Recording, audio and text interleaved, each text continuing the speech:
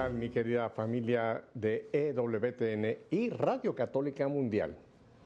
Hoy no vamos a viajar muy lejos, nos quedamos aquí en la Florida porque tengo el gusto de tener nuevamente con nosotros a alguien que es muy conocido aquí en todo este ambiente de EWTN, Radio Católica Mundial y en la Iglesia Católica en general del mundo hispano, a nuestro queridísimo Ricardo Gurzona. Ricardo, gracias por estar nuevamente con nosotros después de largo tiempo de no tenerte aquí en esta tu casa EWTN. Bienvenido nuevamente. Muchas gracias, Pepe.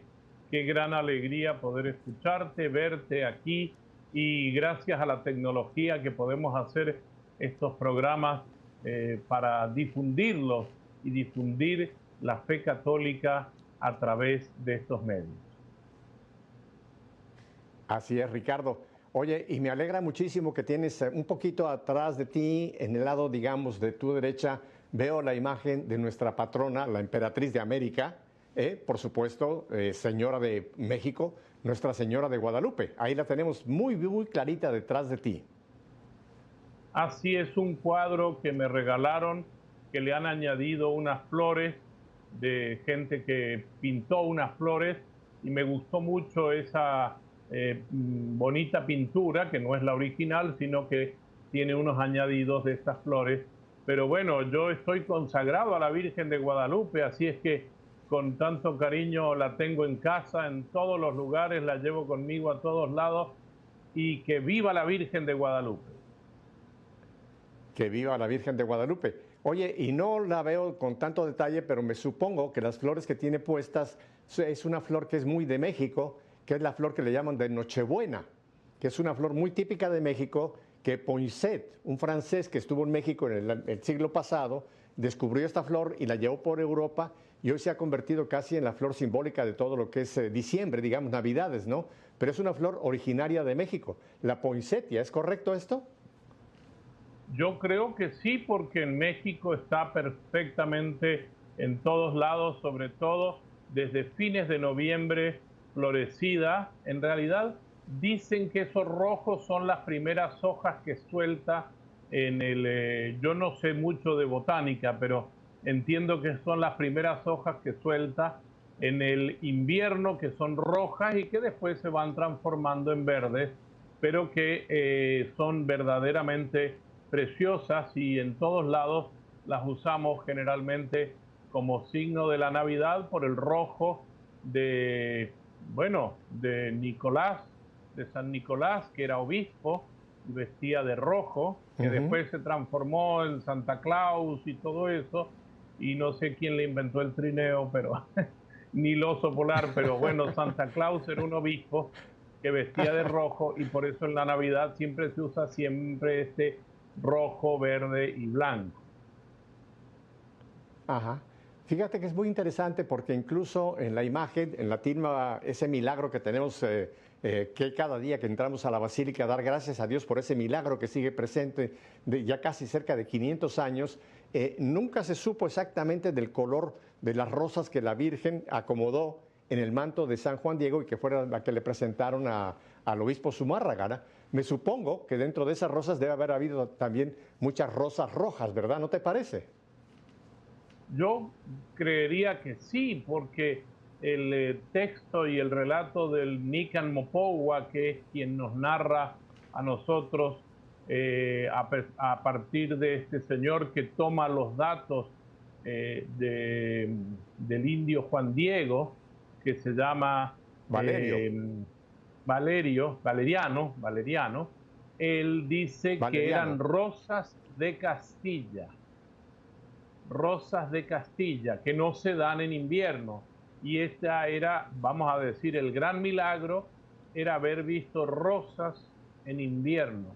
Las rosas normalmente se dan en la primavera y en el verano. Ya en el otoño y en el invierno no se dan esas rosas. Entonces para Juan Diego el milagro era haber visto rosas en invierno.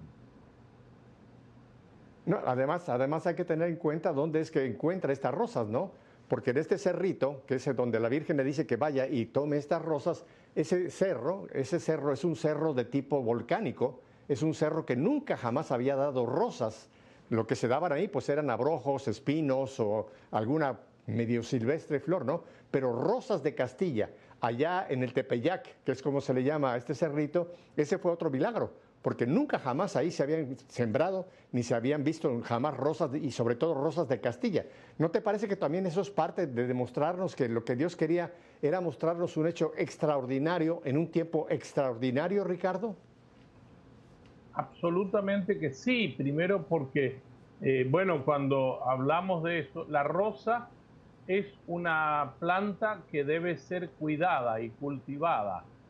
Yo no sé quién iría a cultivar esa planta arriba de ese cerro, eso sería impensable. Entonces, como la rosa necesita ser cuidada y cultivada, y es una planta, te digo, porque en mi ciudad de Mendoza hay, y cuando empieza la primavera, uno va a ciertos parques donde cuidan permanentemente la rosa, y hay que podarla en el invierno y todo para que después de esas flores tan bonitas.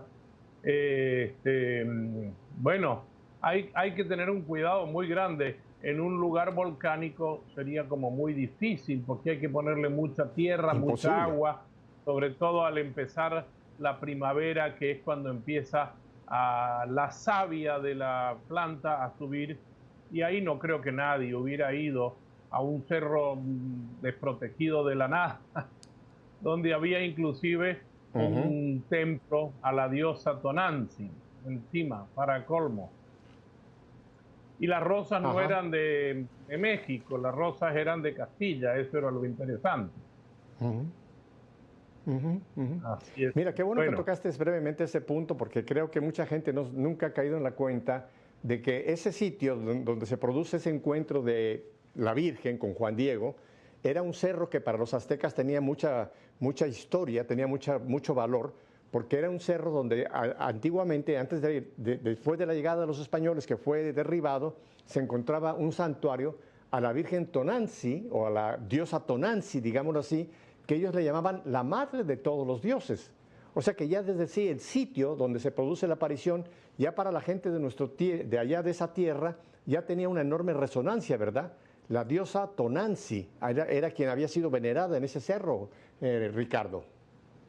inclusive cuando Juan Diego narra, dice que la Virgen le dijo: yo soy la siempre Virgen María, la madre del verdadero Dios por quien se vive.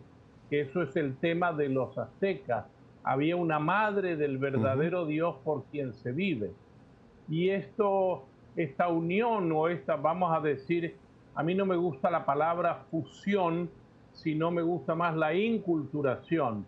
Es decir, ujú, María se incultura en el pueblo azteca para hablarle a ese pueblo azteca de que lo que habían a lo mejor venerado, como dice el Concilio Vaticano II, las semillas del verbo, es decir, eso es un texto del Vaticano II en el tema de las misiones, las semillas del verbo que habían sido sembradas por Dios en las diferentes culturas.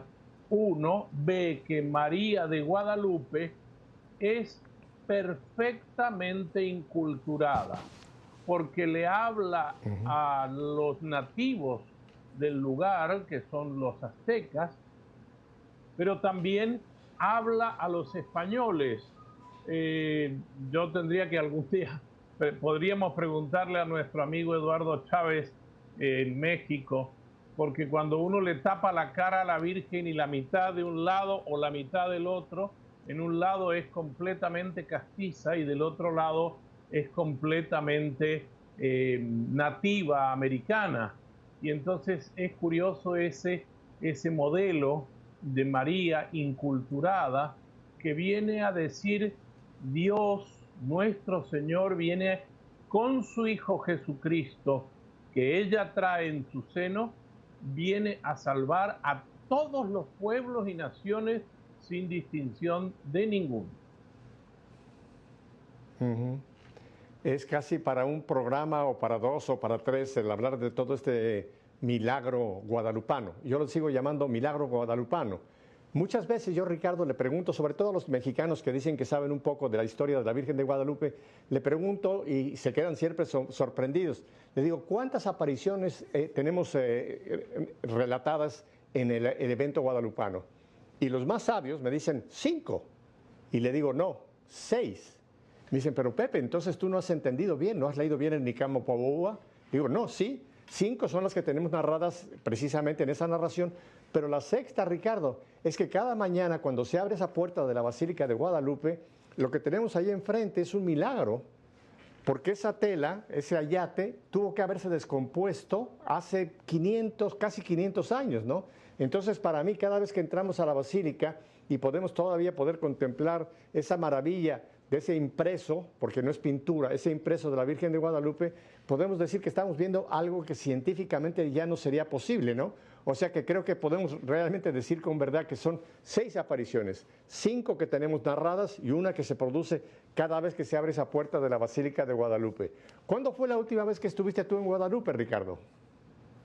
Hace 1 año y medio, exactamente. Yo cada vez que voy a México he ido, creo que a la Ciudad de México he ido eh, más o menos unas 45 a 50 veces, y todas las veces, salvo una que tuve que pasar por el aeropuerto y mi vuelo se atrasó, pero yo le hice una promesa a la Virgen que cada vez que fuera a México iba a ir, aunque sea a visitarla. No está tan lejos del aeropuerto, por lo tanto, si uno tiene un vuelo en conexión con más de 3 horas, ya puede hacer el viaje en taxi, volver al aeropuerto, a saludar a la Virgen y decirle: hola, vine a decirte que sé cuánto me quieres, no cuánto yo la quiero a ella, sino que yo sé cuánto ella me quiere a mí, y decirle gracias por quererme tanto y cuidarme tanto. Claro. Mira, yo respeto y acepto y venero en cada uno de los países, vamos a hablar de nuestra América, ¿no? Que cada país, Dios ha tenido la gentileza de darnos una manifestación de su madre, Chiquinquirá, Luján, la Caridad del Cobre, etcétera. Pero es una sola Virgen. Pero creo que Guadalupe, y no lo digo yo por ser mexicano, no estoy aquí poniéndome yo como el que estamos encima, no. Pero creo que Guadalupe tiene un simbolismo muy especial porque fue la primera aparición, 1531, ¿no? Y sobre todo esas palabras que le dice a Juan Diego cuando ya está a punto de mandarlo ya con la imagen, que le dice, no estoy yo aquí que soy tu madre, no estás entre mis brazos. Creo que esas palabras, Ricardo, esa frase, esas frasecitas que le dice a Juan Diego, previo a enviarlo al obispo Zumárraga, no solamente fueron para México, creo que son para el mundo entero. ¿No te parece que en este momento de tanta tribulación, tantas noticias que estamos oyendo difíciles de asimilar, como lo que está pasando en el Medio Oriente, tenemos que volver a poner un poquito en nuestros oídos y escuchar esas palabras de la Virgen? No estoy yo aquí que soy tu madre, no te tengo yo acaso entre mis brazos, ¿qué te preocupa? No te preocupe. Creo que estas palabras nos vienen perfectamente bien en este momento de tanta turbulencia, de tanto conflicto. ¿No te parece, Ricardo? Mira, Pepe, yo creo que hoy más que nunca el mensaje guadalupano es esencial entenderlo en su totalidad. Sobre todo esto que tú estás diciendo, no estoy yo aquí que soy tu madre, no estás en el pliegue de mi manto, dice. Es decir, ese recoger como que yo te estoy cuidando en el pliegue de mi manto. Y entonces estar cuidados al servicio de la Madre, del verdadero Dios por quien se vive, que es Jesucristo nuestro Señor.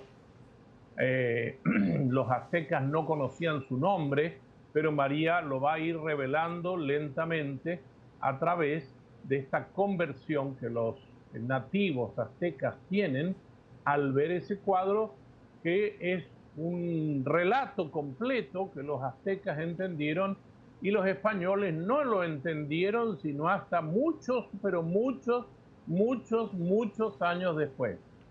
Yo tengo me acaban de regalar una edición doble de dos tomos del padre Rojas, que es uno de los grandes estudiosos. Después viene, ahora actualmente está el padre Eduardo Chávez, donde habla de todo lo que ha investigado sobre María de Guadalupe, y creo que su mensaje es muy actual. No porque sea en México, como dices tú, es porque es una aparición para el mundo entero. Así como yo acabo de llegar hace 10 días de una peregrinación por santuarios marianos de Europa. Y estuvimos en Ujú. Loreto, en Santa María la Mayor, en Santa María degli Angeli, en Asís, estuvimos en Montserrat, en Lourdes, en Pilar, en Cáceres, en Guadalupe, en Fátima. En todos lados hay una manifestación de María que quiere mostrar a su Hijo Jesús.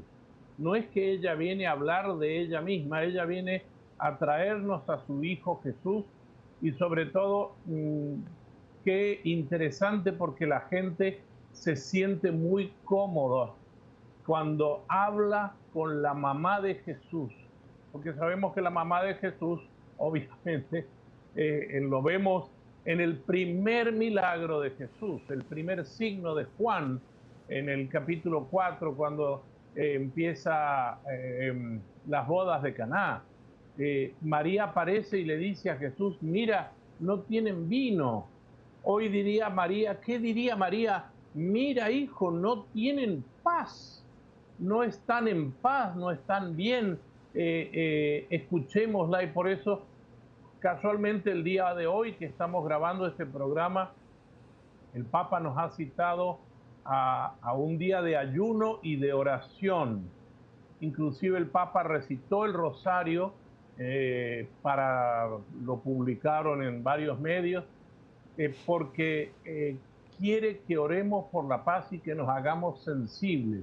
Si nosotros no somos sensibles y vemos hoy en día en el periódico, ya casi el periódico físico no existe, pero vemos en las noticias, en internet, un muerto más, un muerto menos, como que no nos llama la atención. Y esto debería ser, no sé, yo diría, es un pecado de omisión para nosotros darnos cuenta que no tenemos paz y que ninguna ideología vale la pena una sola vida humana. Por lo tanto, ninguna ideología, ni de arriba, ni de abajo, ni del centro, ni de izquierda, ni de derecha, ni adelante o atrás, ninguna ideología vale la pena la vida de un solo ser humano. Entonces, ya Estoy Jesús pagó nuestros total y pecados. absolutamente de acuerdo contigo, Ricardo, totalmente de acuerdo contigo. Y mira, preparándome hace un rato para esta entrevista contigo, que para mí es un placer tenerte con nosotros aquí, me recordé, creo que todos lo conocemos, y si te parece, pudiéramos hacer esta oración que se le atribuye a San Francisco de Asís, ¿no? El famoso santo franciscano allá en Italia. Y si te parece, yo quisiera leer esta oración, porque creo que esto es lo que tenemos que pedir hoy día, Ricardo. En estos momentos de tanta, te digo, tanto confusión, que si tiene razón este grupo, que si tiene razón este otro grupo, que si los palestinos, que si los judíos, que si los árabes, que si los, etcétera. Yo creo que si hiciéramos esta oración, pensando, no pidamos tanto la paz para cada uno de ellos, sino la paz en cada uno de nosotros, ¿no? Y si te parece, mira, voy a hacer esta oración que se le atribuye, te repito, Claro. al santo, al seráfico Padre Francisco. Señor, haz de mí un instrumento de tu paz. Que donde haya odio, yo ponga el amor. Que donde haya ofensa, yo ponga el perdón. Que donde haya discordia, yo ponga la unión. Que allá donde hay error, yo ponga la verdad. Que allá donde hay duda, yo ponga la fe. Que allá donde hay desesperación, yo ponga la esperanza. Que allá donde hay tinieblas, yo ponga la luz. Que allá donde hay tristeza, yo ponga la alegría. Maestro, que yo no busque ser consolado cuanto consolar, ser comprendido cuanto comprender, ser amado cuanto amar. Porque es dándose como se recibe. Es olvidándose de sí mismo como uno se encuentra a sí mismo. Es perdonando como se es perdonado. Es muriendo como se resucita a la vida eterna. Amén. Amén, amén, amén. Pepe, yo creo que esta oración Ricardo, deberíamos tenerla para siempre. Tú acabas de venir de una peregrinación larga y extensa. Me parece que fue un maratón el que te metiste con todos esos lugares tan hermosos donde estuvieron. Una pregunta y después entramos un poco en la pregunta que te voy a hacer. ¿Estuvieron en Covadonga, en Asturias, en España, al norte de España, No, en la provincia, en el Principado de Asturias? No llegamos porque teníamos la ruta por más hacia abajo, no llegamos hasta Covadonga. Pero para la próxima vamos a hacer las otras advocaciones marianas que nos tocan en España. Sí, la única esta de Covadonga que te traigo a colación es porque fíjate que fue interesante que allá por el año 800 y pico fue donde se inició la reconquista de España. Allá precisamente en esas montañas abruptas que están en esa zona hermosísima, por cierto, que es Asturias, ¿no? Y ahí hay ese santuario en una cueva de Nuestra Señora de Covadonga. Y la traigo a colación porque yo creo, Ricardo, de que tenemos que darnos cuenta de que en aquel momento que había una inminente, digamos, invasión musulmana, islámica sobre el territorio que hoy día es España, ahí se inició la reconquista precisamente, no solamente de España, sino de Europa, ¿no? Y yo creo que lo que estamos viviendo en este momento es un conflicto nuevamente entre estas dos civilizaciones, ¿no? La civilización europea, llamémoslo de una manera, y la civilización islámica de otra manera.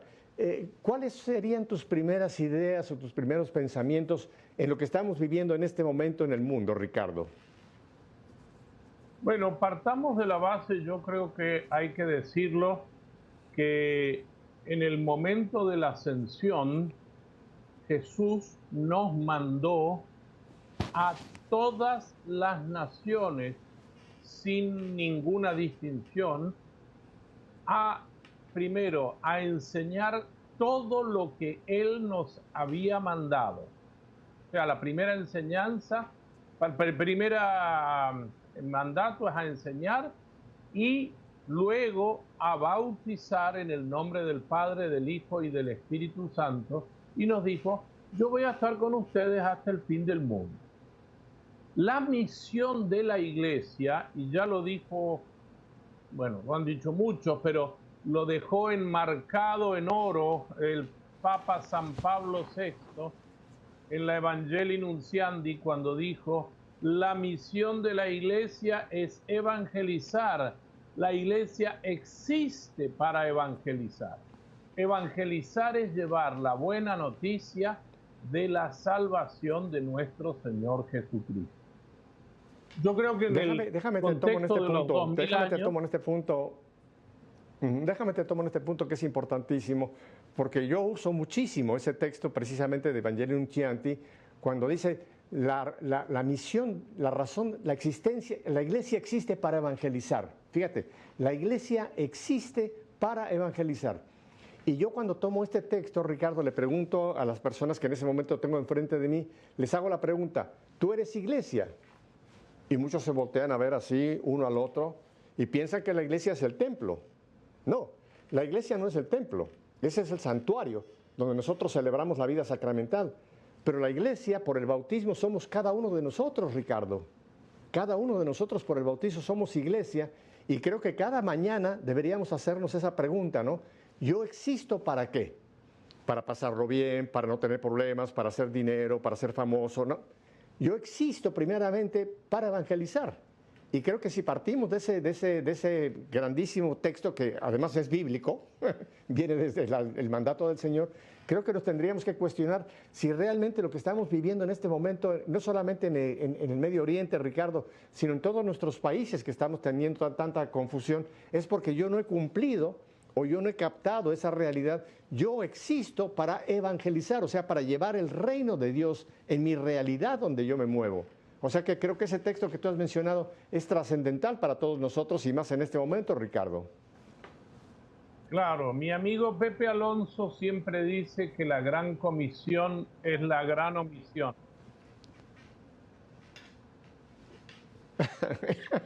La gran comisión se ha convertido en la gran omisión. Gracias por recordármelo, pero sí, yo a veces también me lo tengo que confrontar a mí mismo.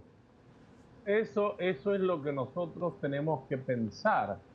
Si realmente nosotros somos iglesia, ¿cuál es la buena noticia de Jesús? La buena noticia de Jesús, en primer lugar, yo diría, haciendo una síntesis como catequista, es que Jesús vino para demostrarnos que el Padre nos ama de tal manera que nos ha perdonado. Y si me dijeras, Ricardo, aparte de lo que es el amor porque Dios es amor y quien vive en el amor vive en Dios, ¿cuál es la segunda palabra más importante que hay en toda la Sagrada Escritura? Es el perdón y la misericordia.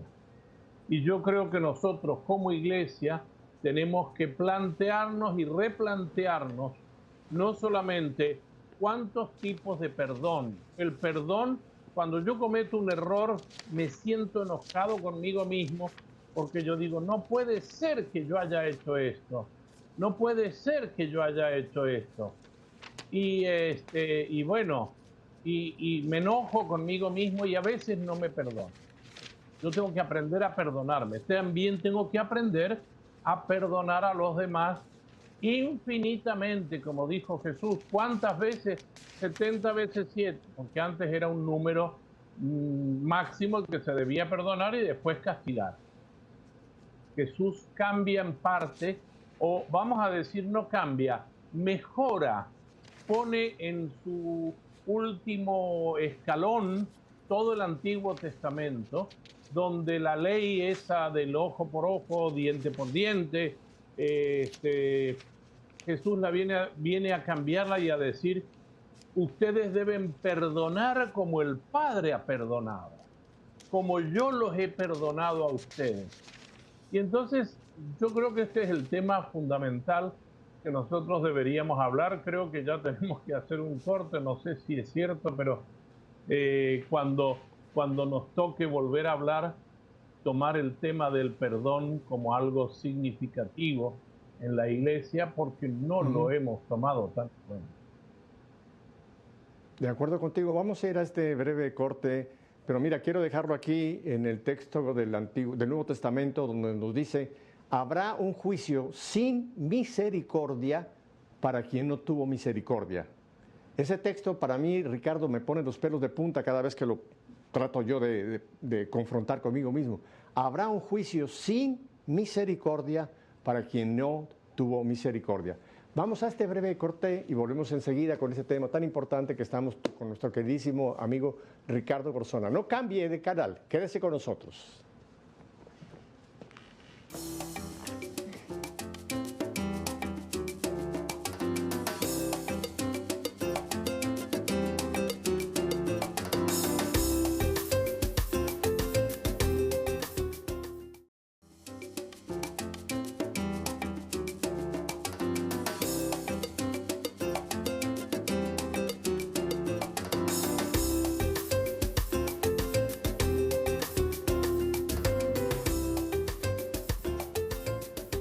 Bueno, pues tengo nuevamente aquí con nosotros a nuestro queridísimo hermano, conocido por todos ustedes por ese ministerio tan hermoso que Dios le ha confiado a nuestro querido hermano Ricardo Garzona, y lo tenemos aquí en Miami, así que no hemos viajado a ningún lado.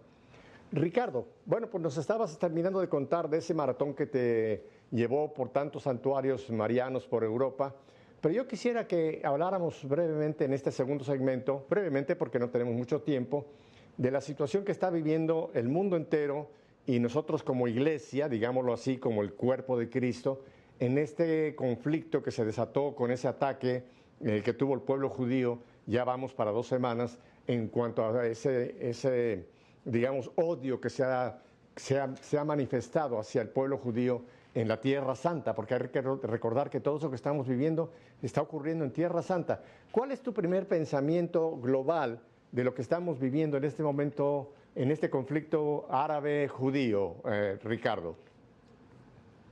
Bueno, yo creo que en primer lugar hay un tema nuestro como Iglesia Católica, y me incorporo y nos incorporamos todos los bautizados, que no hemos sabido enseñar el evangelio del amor, de la paz, de la reconciliación, del perdón, que ese es el evangelio a todos los pueblos, respetando obviamente diferencias, pero nosotros tenemos que buscar la forma de encontrarnos con lo que nos une.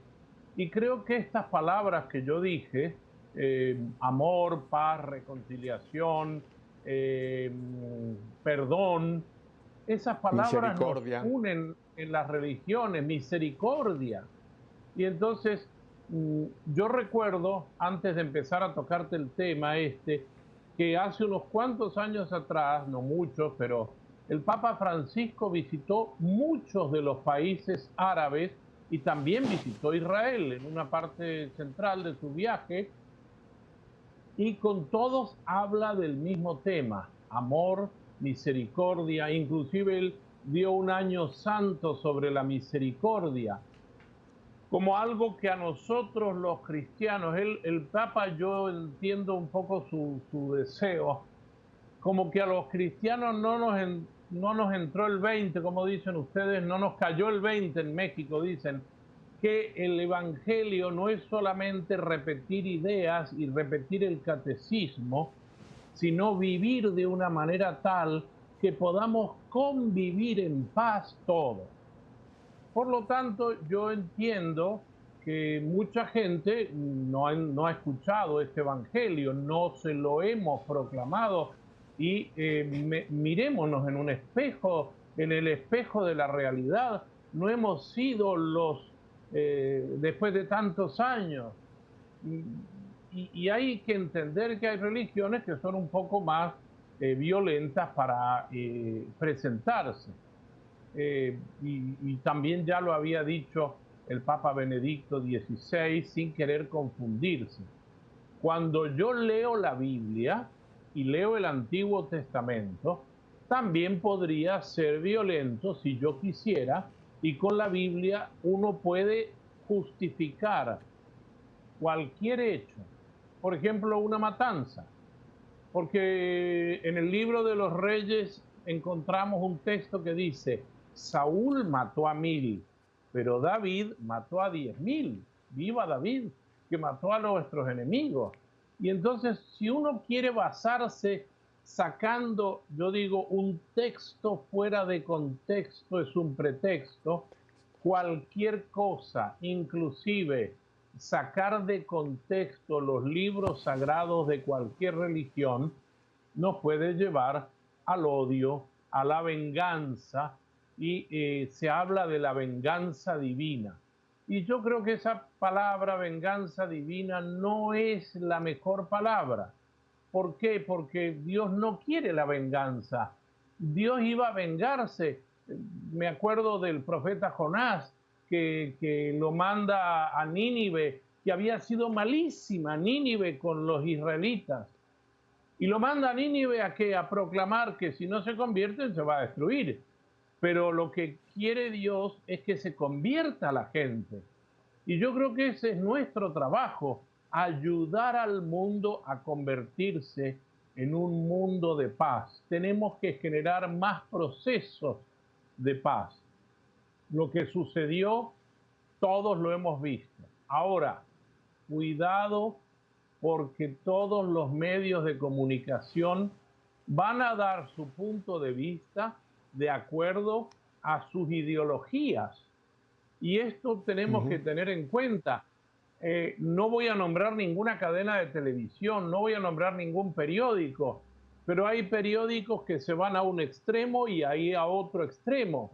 Hay noticieros que dicen una cosa y la misma noticia dicha por otra cadena noticiosa la dice de otra forma. ¿Está muy mal usar la violencia? No, mal no, malísimo, pésimo. una cosa gravísima, usar la violencia, sobre todo contra los inocentes. Nosotros lo que vimos el sábado, cuando el domingo nos despertamos y empezamos a ver esas noticias, eran horrorosas. Gente que fue muy astuta para violar una inteligencia de un país tan desarrollado como Israel, cómo violaron la inteligencia para hacer un asedio. Y si ustedes van a ver, fue una cosa prácticamente hecha casera. Vieron los parapentes con motores hechos con hélices de plástico caseras. Fue una cosa increíblemente pensada durante años. Es decir, el odio, cuando se va generando, hace que cualquier cosa yo pueda transformarla en armas. Y el profeta, y ahora estoy muy confundido, ¿quién era el profeta que dijo de sus espadas van a forjar arado? A lo mejor, Pepe, tú te acuerdas quién era el profeta que dijo eso. Pienso que es Isaías. No lo recuerdo en este momento, pero efectivamente está en la Biblia que de sus espadas formarán o crearán arados, o sea, de lo que era guerra, crearán vida, porque arar es traer vida, ¿no? Crearán sembrar vida para que produzca fruto. Juntos la tierra. Serán hermanos cultivando la tierra, que es el cuidado, el primer cuidado que Dios nos dio es que cuidemos de la casa común. Correcto. Y yo Ahora, yo veo esto, aunque no pretendo, Ricardo, yo quisiera y no pretendo que este programa tome un tinto político, pero yo creo que es importante que distingamos entre el pueblo palestino y la agresión de un grupo de terroristas que son de origen palestino, pero que no es el pueblo palestino. Creo que es importante hacer esa diferenciación, ¿no? Porque muchas veces cuando hablamos de la invasión palestina estamos pensando en todo ese millones de gente que vive en la Franja de Gaza, en Cisjordania, etcétera, que yo no estoy en este momento queriendo entrar a disculpar a nadie, pero creo que es importante que dejemos claro que la agresión que ha sufrido el pueblo judío no es del pueblo palestino, sino integrantes de ese pueblo palestino que se han, se han hecho radicales a través de su propia religión, porque toman el Islam como una base para su situación, ¿no? Y creo que esto, te repito, no estoy queriendo de ninguna manera decir quién es malo, quién es bueno, pero hay que hacer esa diferenciación. ¿No te parece, Ricardo? Me parece muy buena idea y gracias a producción, a Marisela, que nos dijo que sí, el texto es de Isaías 2.4. Y gracias por recordarnos, Isaías 2.4. Sería bueno que tomáramos estos textos que hablan de transformar las armas en la paz. Voy a dar, perdón, un paréntesis para no irme, pero será muy breve. Cuando el Papa fue a Panamá, a la Jornada Mundial de la Juventud, quisieron hacer la custodia que sostenía el Santísimo Sacramento. Era una custodia grande de más de 2,5 metros de alto, algo así, que era María, que sostenía en la mano la custodia, que estaba hecha, toda la custodia de María, por lo que quedaron de las balas de la invasión a Panamá. Y yo creo que eso es un gran signo.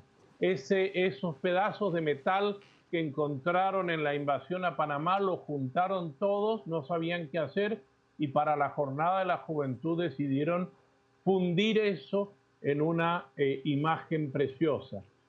Yo quisiera pedirle en este programa a María Santísima que nos ayude a encontrar esos pedazos de armas que tenemos para ponerlos como que Jesús nos brinda la paz. Vuelvo al tema para no irme. Es cierto, ningún pueblo es completamente, todos son malos. No podemos decir eso por ningún motivo. Hay grupos extremistas y los extremistas sí.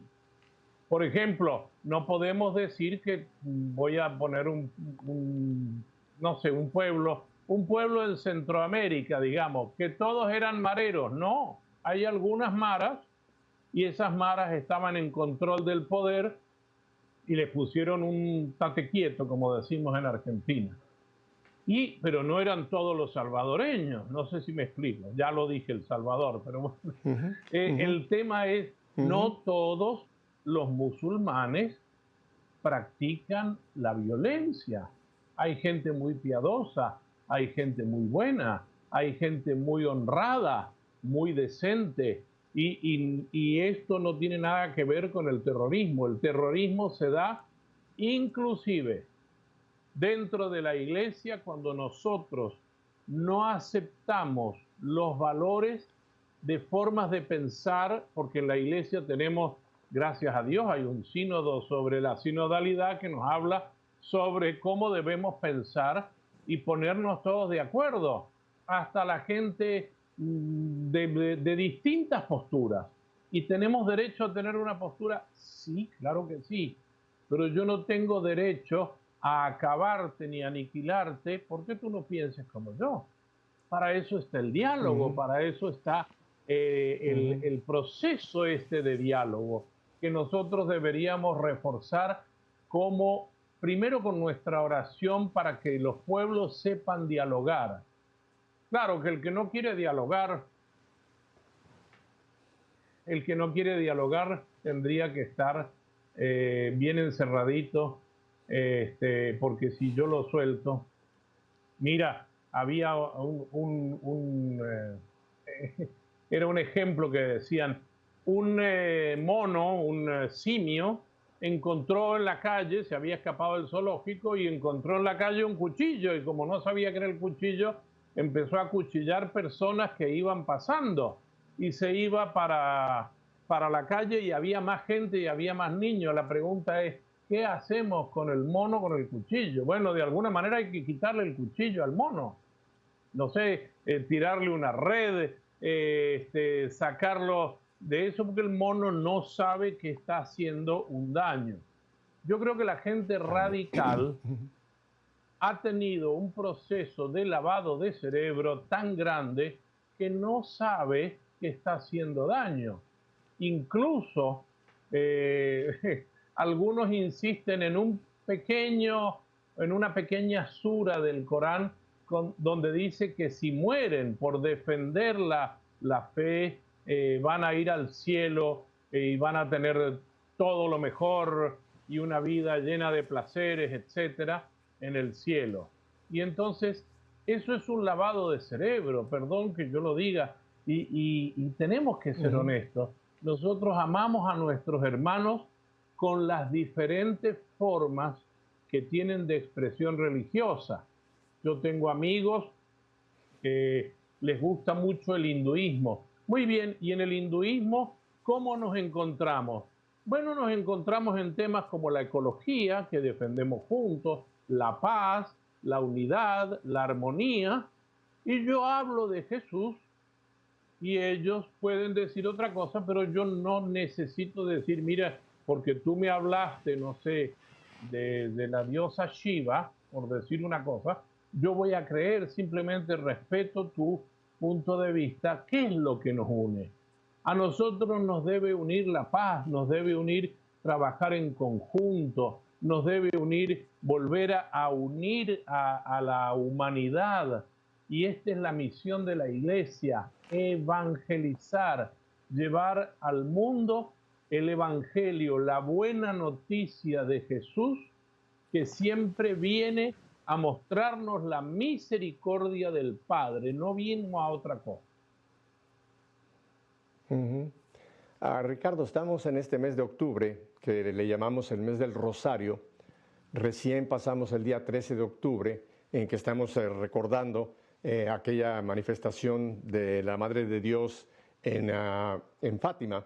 ¿Qué podemos hacer nosotros que no tenemos, digamos, ningún poder político ni ningún poder, digamos, económico para poder cambiar esa situación del Medio Oriente? Pero tú, ¿qué nos dirías a nosotros como iglesia, que estamos hablando, no como iglesia del templo, sino como iglesia, el cuerpo de Cristo? ¿Qué podemos hacer en estos momentos de esta turbulencia, de este horror que tanto nos están bombardeando por todas partes? ¿Cuál sería la postura de nosotros como católicos enfrentándonos a este conflicto que se está llevando a cabo en el Medio Oriente y que tristemente tiene todos los vicios de que esto se puede prolongar. Esto no fue ya un asunto que ya habíamos pasado, aunque estamos todavía en la tercera semana, por decirlo así, pero según los cálculos de los analistas, esto puede extenderse, puede pasar al Líbano, puede pasar así a otros países, a Siria, etcétera. Pero nosotros que en lugar de quedarnos, digamos, en cierta forma horrorizados o pesimistas o sin esperanza, ¿qué podemos hacer específicamente nosotros los que estamos en esta parte del mundo donde no nos ha tocado directamente aún este conflicto? ¿Cuál sería tu recomendación para la iglesia que nos ve en este día, Ricardo? Yo pienso en el credo. El credo dice en una de sus sentencias, creo en la comunión de los santos. La comunión de los santos, que es una de las especificaciones del credo, de las sentencias que nosotros creemos, es que nosotros estamos unidos, la iglesia peregrina, la iglesia purgante y la iglesia triunfante, en intercesión. La intercesión, que es una de las cosas que a veces hemos olvidado que la iglesia tiene. Nosotros podemos interceder. ¿Qué puede decir, no sé, un abuelito que está jubilado y a lo mejor no sale de casa y dice, ¿yo qué puedo hacer por la guerra? Señor, rece, pídale a Dios, pídale también a todo el mundo. Tiene un santo muy querido. Nos hemos enterado de dos santos muy queridos del Papa Francisco. Primero es San José, al cual le tiene una gran devoción, inicia su pontificado el día de San José. Pero el domingo pasado sacó una exhortación apostólica sorpresa. Nadie sabía, y él es devoto de Santa Teresita del Niño Jesús. Y habla exactamente de esa compasión. Yo creo que nosotros debemos interceder, nuestra intercesión, y tenemos que pedirle a María Santísima en las advocaciones a las cuales nosotros nos sentimos cómodos.